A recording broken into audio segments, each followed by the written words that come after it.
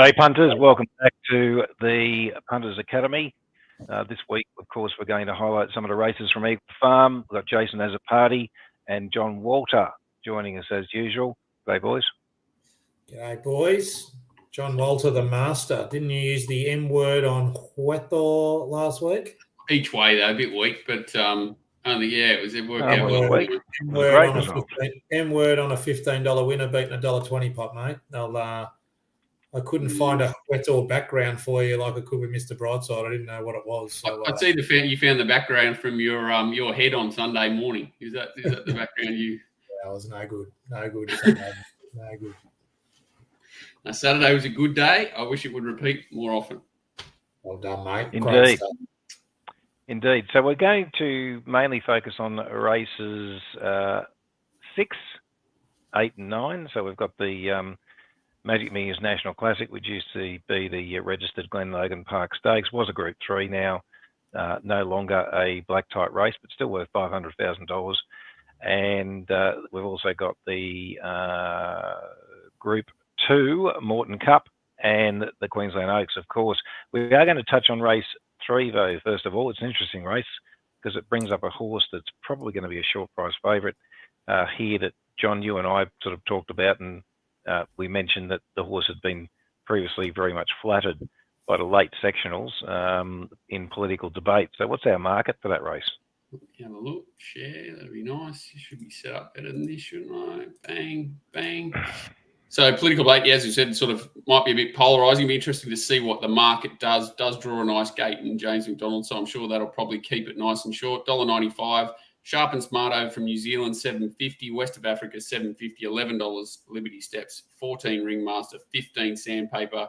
Being well backed. Mount Brilliant, $16. 19 Dark Harmony, $21 Chase and Artie, and $31 plus the rest.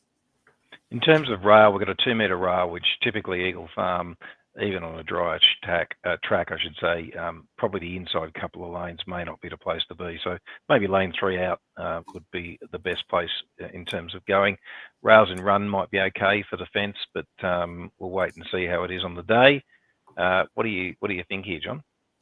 Yeah, I was just interested in the race, and as it fell, a couple of horses I just thought were silly prices. They have been trimmed up a little bit, unfortunately, today, but I still think Mount Brilliant's a horse that's like well and truly on the up. I backed it at Canterbury its first start, and it sort of looked like it already wanted ground there. I think it was $12.50. It went to 1400 at Goulburn on another wet track, got attacked the whole way. They went really hard there and didn't come home too quick, but you wouldn't expect them to for how fast they went out. And this horse just kept plugging back on top of the ground. I think is the key to why this horse is still big odds here. Just no one's seen what it can do on top of the track. It's a really big, heavy Redout's Choice colt. I'm not a breeding buff, but I don't think the Redouts are known for their heavy track sort of prowess. So back on top of the ground, up in front, Tim Clark back on.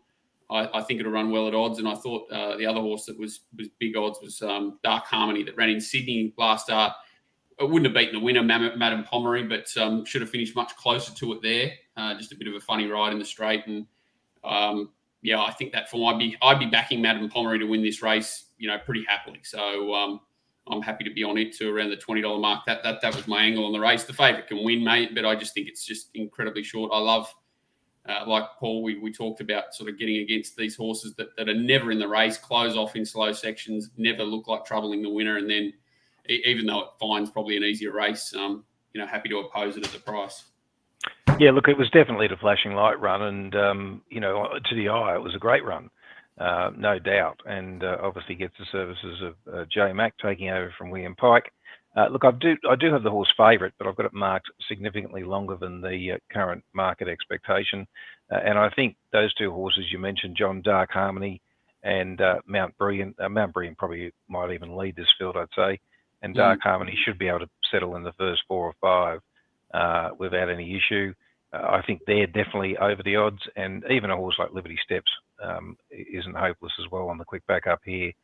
Is having its 5th run, though, in its first preparation. Might be the only negative, but you wouldn't be surprised if it ran a race. So they'd be my 3 if you wanted to sort of take on the favourite by backing a few runners to beat it at odds. Certainly that one, or even if you just want to lay the favourite. Jason, did you have an opinion at all on the race? I backed Political Debate after its last run in the JJ Atkins at $9, so I hope it wins to get in the field, because it probably won't unless it wins. So yeah, you guys can say the sectional. Sometimes the eye doesn't lie, like with She's a Belter, I think was proof of that last week. So, but yeah, I couldn't take evens in this. Yeah, I'll be cheering it. It's $4.50 for the JJ Atkins, so it'll start shorter than that if it wins tomorrow, I presume. Rightio. Let's move on to race 6, which is the Magic Millions National Classic. What have we got there in terms of market, John? So it's a Waller-a-thon with a couple of others mixed in. Kiku, $4, pretty steady. $4.20 Belle Placeur, a Tissue $5, Nudge $5, Our Intrigue $10. 4 of the top 5 in from the Waller camp. The likely leader Zennifer $11, Yamakazaki $11, $12 Never Talk, 31 Monegal. Jason, Speed. what do you think? Yeah. What did you think of the speed here, PD? Pretty slow. Slow tempo, I think. Does Waller send one? Say again? Does Waller send one to well, that's why I thought maybe our Intrigue was in it, maybe. I agree. I thought it was the one that looked a little... And Pike's not really known for that, but, what's he going to do? But with that, so obviously 4 out of the 9 runners, Waller, pretty bunch of pretty chewed up horses here. But like I've always had a lot of time for Kiku, and I'm very keen to back her here. It'll be the first time she handles the wet, but I think she'll hugely benefit from getting onto a dry track. If you look at her last few runs, she was, she ran well in that Ajax Group 2 behind Just Folk and Ellsberg, and Just Folk come up the outside, and Abdullah went to the outside. So I don't think she was in the best ground there. Ran on well. She then went to Newcastle in that Emancipation, just got nosed out by Promising Success, and now I've got a lot of time for. Went to the Bog in the Doncaster, complete forget. Then had a month off, went to that Gosford race. Rustic Steel sort of let him up and kicked away, and I thought she had ate the line really well there. Gave Rustic Steel 5.5 kilos. Month off again. She's had a trial in between. I think at level weights here, barrier 1, I think she can posse up off a slow speed. And I think she's a clear bet.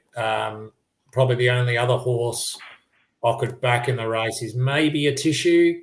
I just don't know how trustworthy it is. But yeah, I'm happy to back Kiku and add $4 odd, I think is a good price. I could get it at around $3 here, and I think she's got a huge chance. Look, I think Kiku's definitely one of the key chances in the race. I think there's only 4 winning hopes, and that's the top 4 in tab order. And I would say that if I had to lean towards one, a Tissue would probably be my preference, although it is a horse that, misses the kick and does a lot wrong. So, but based on its last couple of runs, I think it's good enough to win this. Belle Placeur is probably the other key contender for me. And Kiku would be my third choice. Belle Placeur is obviously coming from Adelaide and needs to experience Eagle Farm for the first time. But, there's no reason why it can't do it. And, of course, Nudge, I think, races well here and rounds out the other hopes. For me, nothing else can win. But it's not really a race I think there's a lot of value in. So for me right now, a Tissue would be the best value, but very marginal bet. I think you tie yourself up in knots in this race just through tactics and everything. A Tissue is probably going the best, but it's got the most quirks. Nudge was all right first up, can improve, but probably needs another one. Kiku draws inside. I agree with you. It's probably the one you want to find with the right jockey, but what does it do? And if they go slow, like I know sort of opposing, but I think Never Talk's absolutely flying, and if they absolutely walk, it could out-sprint them. It's sort of, I don't think it runs the trip too strong, but if they go slow and it can rip home in 33.5, it's capable of doing it. So, complete buy race for me. I think it'll drive you insane if you, the more you look at it. Okay, let's move on to race 8, which is the Moreton Cup. John, what's the market? A Mighty Kementari, $3.50. Baller has been well backed early, $6. Nicanova, 7. Shooting for Gold, $7.50. Wanderbar, 8. Babylon Berlin, 11. Let's Be Glam, 11. Prime Candidate, 13. 16, Sir Warwick. 20, Tumbler Ridge. 26, Centerfire. And $61 for the Mighty Hilo. Look, for me, Kementari's the clear top pick here, but it went terrible last start, but it didn't handle the track conditions 1 yard, and I think it's a better horse than that. And look, these aren't world beaters by any means. It would be my favourite, and but it can do some things wrong too. So, but Kementari is definitely top pick and probably a bet for sure. And I'd say that the other one I'm interested in primarily is a horse called Let's Be Glam. Oh, don't say that. Why not? That was my job. Oh, well, we need to get a better price for sure. Terribly weighted, isn't it? That's the only thing that drove me mad is the sort of, you look at the handicaps, but I was hoping she'd find a more winnable race, but enormous last start. Enormous last start and going well. Look, there's obviously another couple of chances in the race, isn't there? Shooting for Gold, Nicanova, they're all horses that can, and Baller, which we've, I think, flagged previously as a horse to follow this prep. And I think getting onto a drier surface will help it. But look, Kementari for me, and Let's Be Glam, definite saver bet, if not a winning bet. And it'll just depend on prices on the day. And obviously, pattern. Kementari's got an awkward gate there, goes back, and that's the only thing against it. So if they're not making ground, I won't want to be on Kementari. But at this stage, I have to go with it as my first pick. Jason? Yeah, I just can never back Kementari as a fave, so I just want to bet around it. It's a pretty woeful race. I thought Baller was pretty good last start. Bog track, behind Marzu, just got held up last 200. I think could have run fourth in that race. Gets the third up here, goes Leith Innes to Bowman. Won this race last year convincingly. So I thought at the price, each way, it's going to get a perfect run from the gate. Shooting for Gold's another horse I've always had a lot of time for. Dry track record is outstanding. Bit of a sort of one you need to take on trust. Can miss the start and that sort of thing, but has enormous ability. And you can't back it up the weights. But for those out there, take quaddies and that sort of thing. It should be getting 13 kilos off Kementari on the handicap. But Sir Warwick is a very promising horse. Sort of had it identified as maybe a lightweight Stradbroke chance, and they're trying to get in here, I presume. Not sure if this year's his year, but he'll be in front. He's a strong running horse. Got a lot of time for him. He's very progressive, and if you're taking quaddies, throw him in. He'll be in the race for a long way. John, I think Let's Be Glam should be getting 16 kilos off Kementari. It's brutal. So yeah, I think we've found the same too. I'm shocked that they've sort of chimed into Baller so heavily so early. Sort of $10 as a bet, $6. Maybe not. Like, it's probably about its right price, but all the reasons Jason said, and Paul, that it gets the right run. Bowman from was it Leith Innes, and just looks to get a perfect trip right behind them, as does Let's Be Glam. The only thing with Let's Be Glam, it's probably in its second life now with Tony Pike, whether he's put a few lengths on it from its previous home, and Craig Grills, whether he offsets that a little bit, hopefully not. But yeah, they're the two I think get perfect runs, and I also wanted to find maybe not the right race, but getting odds for at least Let's Be Glam. And fortunately, that's not Baller. Next. Okay, let's get on to the Group 1 Oaks. John, the market. I'll read the market because that's about as good a help as I can be here. Aravine, 420, very well backed off a benchmark 72 win in Sydney last time. 440 Gypsy Goddess, $7 Bar Braider, $9 Belle Savoie, 13 Glyn of Hope, 13 Honey Creeper, 16 Dynasty, 16 Lavilli, 21 Biscayne Bay, 21 Smirk, 26 Gin Martini, 26 Verona, $41 plus. Do you want to talk about our special friends before we do this race? We can indeed, and Top Sport, of course, are the proud sponsors of this show, and we're very pleased to receive their support. Punters, if you don't have an account, you should open one. Of course, you can get on to win the minimums that you can see published there from the moment they go up. Some of those relate to New South Wales racing only, and obviously with Brisbane and some other states it might be less, but you'll certainly get a fair bet every time you deal with Top Sport. Okay, so who wants to go first in the Oaks? Yeah, sure. I've got no opinion. Jason, you're in. So they're very, very even bunch of fillies. I think there's 5 winning chances. I think 1, 2, 3, 11 and 12 are the only ones I could see winning.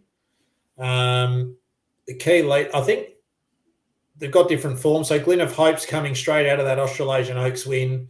It's straight up here fresh. Beat Barb Raider in that race. Obviously, Barb Raider won the lead up last week. All the form ties together here. I'm just betting on prices because I do think there's hardly anything between these 5. Aravine was my go-to, but I'm very surprised it's favourite. When I backed it at the same price in a midweek 2 starts ago, it's hard for me to chime in the Group 1. I thought Belle Savoir from last week is the big improver. She was a month between runs there, or maybe even 5 weeks between runs. She was 3 back the rail behind Barb Raider and Smirk. Followed them through and was coming through the line. Think she's a enormously talented filly. Always had a lot of time for her. This has always been a target gun trainer. I think she's going to be right in the finish here, Belle Savoir. Gypsy Goddess is the other one. I know that bracelet form, dynasties, it went and failed since, and it looked a bit disappointing on face value. But if you look at her 2 runs at Eagle Farm over this trip, she hasn't beaten much, but my God, she's been absolutely dominant. Back on the dry here. Yeah, she's going to be back and last, but I just think she could end up with all the others tied in together. She's coming out of Fangirl hinge form and that sort of thing. Perhaps she can just come round them and win. And I thought I'm not going to lose on Glinter Hope. However, she's $14 has got me very shocked after her win, acknowledging she got the PR in that race. And it wouldn't shock me if the other 2 won. So, look, I'm going to back Belle Savoir and Gypsy Goddess, and I'm going to chop out on Glint of Hope, but I could get beat by Barb Raider and Aravine. Okay, so for me, I don't disagree with what you're saying, Jason, about the main chances. I mean, there's another couple of roughies I think you could probably throw in, which is Lavilli and Smirk, but they're probably more marginal. Gypsy Goddess comes out on top for me. I think that it's entitled to be favourite. Well, it is favourite, isn't it? But Aravine, I think should be longer. It's definitely one of the chances, but I'm happy to bet around Aravine. So for me, I think the best value right now is Glint of Hope, which is my second pick. And I would say next would be, I think, even Barb Raider and Belle Savoir, those horses you mentioned. But look, these are never really easy races, and there's lots of chances, and they're very competitive. So there's no standout. But right now, I suppose the best value would be, for me, Glint of Hope and Barb Raider, followed by Gypsy Goddess, if I had to pick based on the prices right now. John, you got nothing to add? I'm not even going to have a stab, mate. I wanted to find Aravine because I thought it'd be 15 to 1 off that win, and it's $4.20. So I have absolutely no. I thought the same as you that like maybe Lavilli was the one that was a touch of overs. Just maybe just ran out of puff there the other day. I just hated that he gave it such a good ride, and it just didn't really get through the line, that well. But $16, no, too hard. Yeah. Okay, so I suppose we can recap if you like, but we've really given an our opinions. Is there any best bet there, Jason? No, I wouldn't say there's a best bet. I think other races we've covered. I mean, I like the Oaks as a betting race. I think on the fair it'll be a good race to build a book on. And I'll back Kiku, and other than that, focus on the unique side of a heavy track at Flemington, which will be exciting. Indeed. Well, guys, thanks for joining us. Punters, hope you get some gold out of that, and we can get you a positive result again this week. And John, I would definitely be back on Monday to do the review show. Not on tour? You're no, back on home? tour. No, yes, I had to go to Melbourne this week for a couple of days for some commitments there, which I just forgot about last week when we spoke. You about forgot to take your jumper off when you got home, mate. No, that was pretty cold down there and wet. So but the food was still good. Good luck, guys. Thanks, guys. Thank you.